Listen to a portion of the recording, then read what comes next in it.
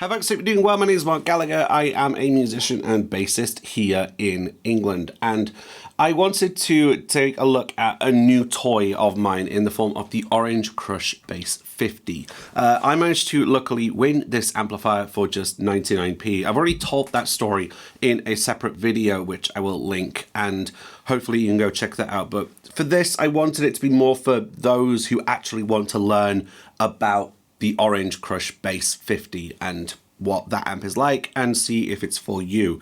So I want to kind of just go through some of those motions and talk about it with you guys. Let's look at the controls of this. I am playing a Fender American Precision bass. I chose the P bass because it's simple, one volume, one tone.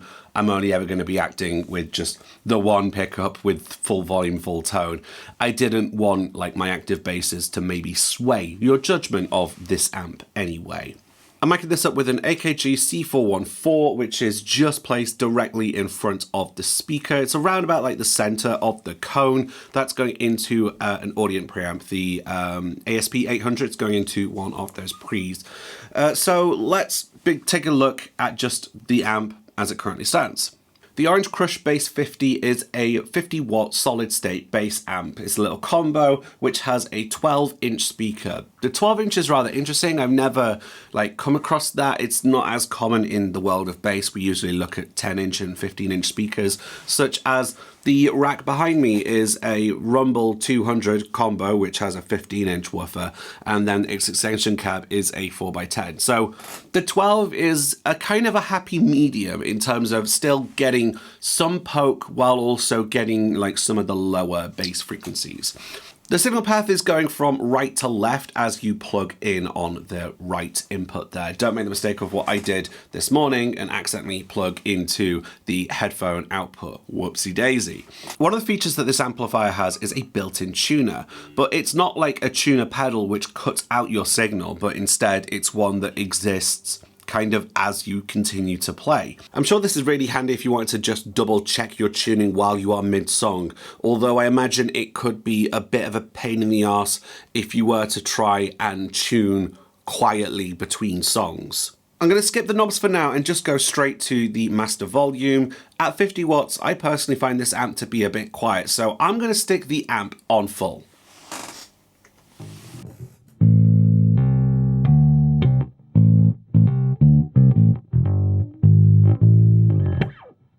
Okay, so far so fine, whatever. Next thing I want to kind of draw attention to is the 3-band EQ. So nothing new and revolutionary there. We've got our bass.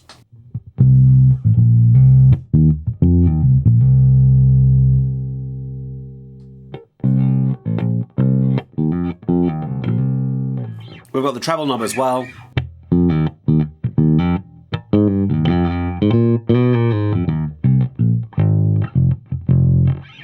But then what's really interesting is for the mid knob, it's got a selectable frequency, so we can kind of sweep this rather than having it set at a fixed value like that of the bass and of the treble. We've got kind of a sweepable thing between the following range of frequencies. So one potential way you could go about EQing the mids is to boost the mid knob, and then you can kind of search for the frequency that you don't like and then cut it. Something like this.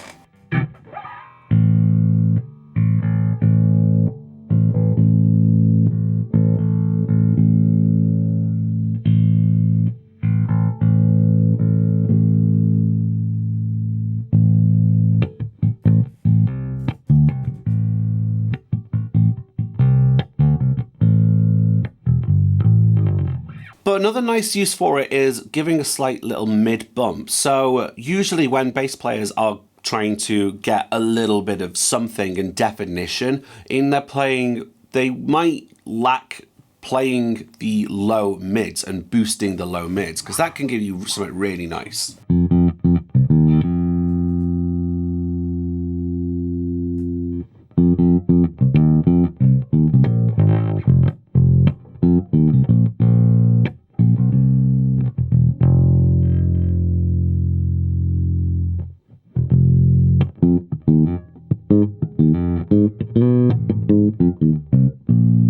For me, for sake of this, what I'm going to do is just give a little bit of a smiley face, EQ curve, so a little boost in the bass and the treble, maybe a little cut in the mids, and find something I generally like the sound and feel of.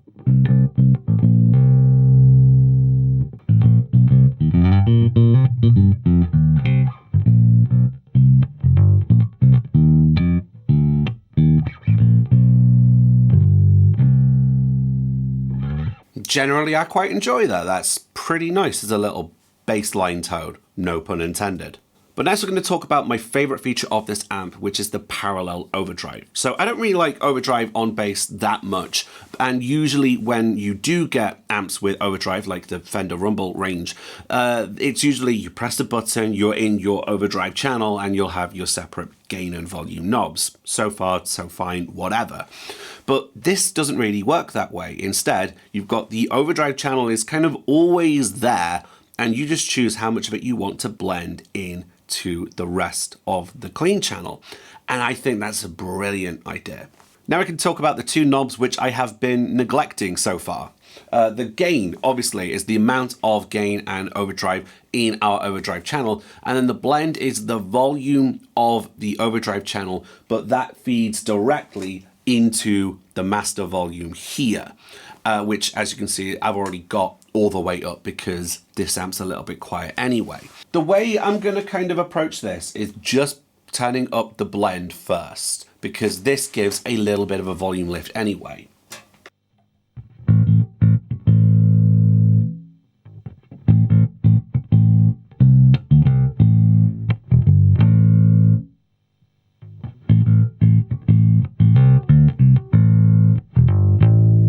And already, I just love that little element. It's a bit of like a volume boost by way of just adding another channel in. And that channel has a bit more personality to it. Even when I've not added any gain to it, the blend is still adding in the overdrive channel in parallel with my clean signal, and that's giving it a bit more personality, which I like.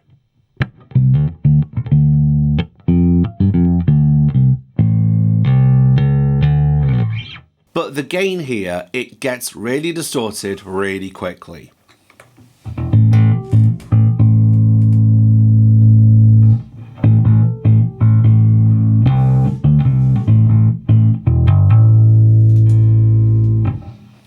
And then if I bring the blend knob all the way down, we should hopefully have just a clean signal. Changing the gain knob does absolutely nothing when the blend is all the way down. So you heard it started to crunch when I got to like 8, 9 o'clock. So when I bring the gain up to 12 o'clock, it gets hella distorted. But by having the blend knob so low down, we can get still a very clean sound with just underneath in parallel that distorted overdrive tone to give something overall a bit more massive. That sounds like this.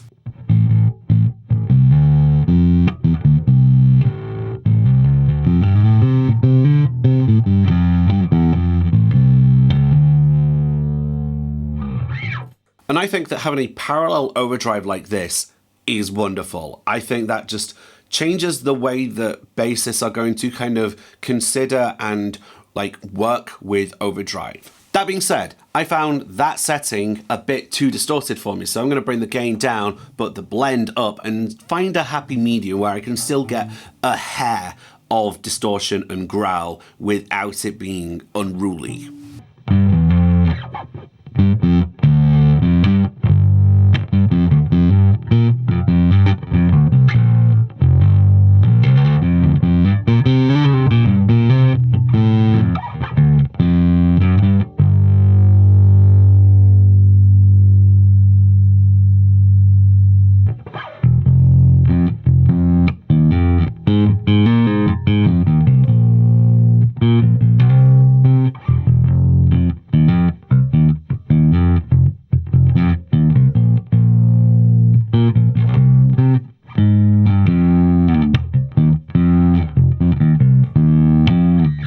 So my preferred way to currently set this at the moment is to have the volume all the way up, treat the blend as my main volume knob, and then I only have like about a hair of distortion from the gain channel. From the gain knob, I'm only putting that at like 8 o'clock at most. So you're only getting like a hint of saturation.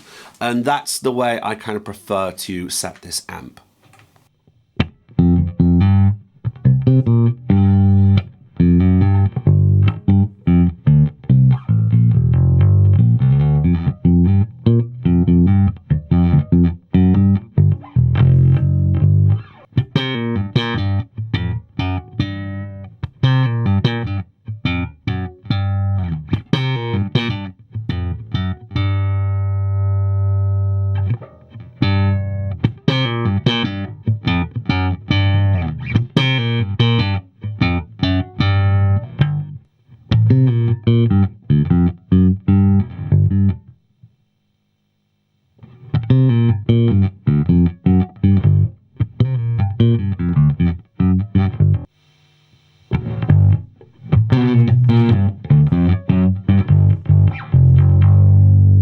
Of course, this amp also has a 6 dB pad for active basses. I've been playing with the pad engaged the whole time, even though this bass is passive, and I know that if I was to take the pad out, then I'd just destroy my preamps, so I'm not going to do that.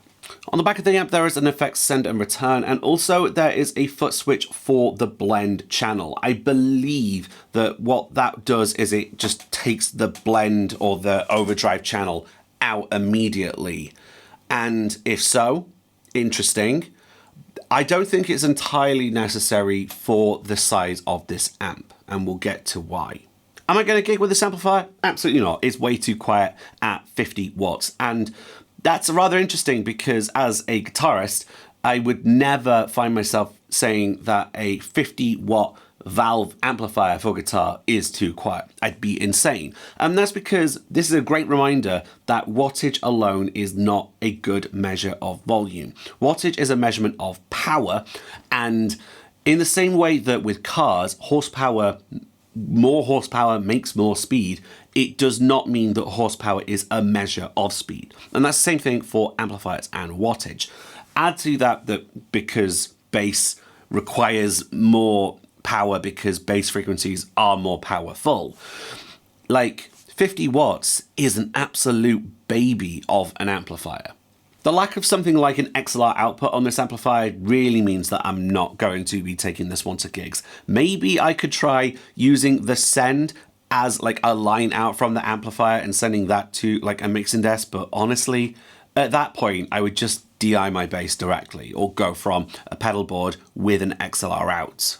So far with the volume that I've been getting with this amp, I've not like measured it in dBSPL, but the way the volume feels is pretty good to kind of a bit loud. But when I try to bring the gain in as a way of adding more volume, it just becomes really distorted because this gain knob really is just a measure of how crappily distorted do you want this to be. And I've never been the biggest fan of bass overdrive, so I love that we have a parallel way to blend in some distortion and a bit of hair of saturation with the clean channel. I love that. But even so, if I was to stick this amp next to a loud drummer, I think this is getting crushed. No pun intended. So if I'm not going to gig with this amp and I'm not going to take it to rehearsals, what am I going to do with it? Why did I buy it?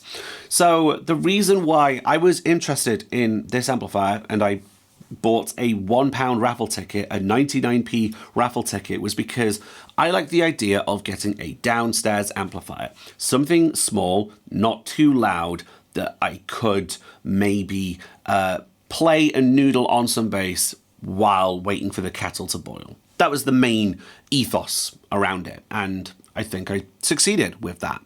The secondary focus for me was I kind of wanted a grab and go amp for downstairs, which I could easily take to rehearsals without having to dismantle this Fender Rumble rig, you know, for a weekly rehearsal or something like that. I don't know if this amp's going to be up to that challenge. However, as its place as a little downstairs practice amp, I think this works really nicely and gives me some fun room for experimentation. Broadly speaking, I like the amp, I like its features. Maybe if there was a bigger version of this, like a Crush 100 or something like that, maybe I'd be more interested in that to kind of fill what I want from an amp like this.